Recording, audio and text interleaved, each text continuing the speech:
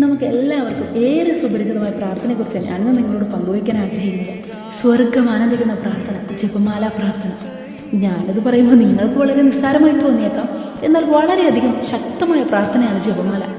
ഈശോയുടെ ജനന മരണ ഉദാന രഹസ്യങ്ങൾ ധ്യാനിക്കുന്ന മറ്റൊരു പ്രാർത്ഥനയില്ല.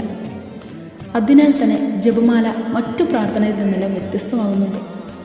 ജപമാലയിൽ സ്വർഗസ്ഥനായ പിതാവേ എന്ന പ്രാർത്ഥന ഈശോ നമ്മെ പഠിപ്പിച്ച പ്രാർത്ഥനയും നന്മ നിറഞ്ഞ മറിയമേ പരിശുദ്ധ അമ്മയ്ക്കുണ്ടായ മാലാഖയുടെ അഭിവാദ്യവും ചേർത്താണ് ജപമാല നമ്മൾ പ്രാർത്ഥിക്കുന്നത്. പറ്റുമെങ്കിൽ ദിവസവും നമ്മൾ സമ്പൂർണ്ണ ജപമാല ചൊല്ലി പരിശുദ്ധ അമ്മയിലൂടെ ഈശോയ്ക്ക് കാഴ്ചവെക്കണം. സന്തോഷം, ദുഃഖം, മഹിമ, പ്രകാശ രഹസ്യങ്ങൾ ഉൾപ്പെടുന്നതാണ് ഒരു സമ്പൂർണ്ണ ജപമാല. അതിന് നമുക്ക് സാധിക്കുന്നെങ്കിൽ കുറഞ്ഞപക്ഷം ദിവസവും നമ്മളൊരു ജപമാലയെങ്കിലും ഈശോയ്ക്ക് കാഴ്ചവെക്കണം. നിങ്ങളുടെ തിരക്കിട്ട ജീവിതത്തിനിടയിൽ 5-10 മിനിറ്റ് ഇതിനായി മാറ്റിവെക്കും. ആ മാറ്റം നിങ്ങളെ തന്നെ അത്ഭുതപ്പെടുത്തും. നിങ്ങൾ ജപമാല പ്രാർത്ഥിക്കുന്നവരാണോ? നിങ്ങളുടെ അനുഭവം എന്താണെന്ന് കമൻറ്റ് ചെയ്യുക.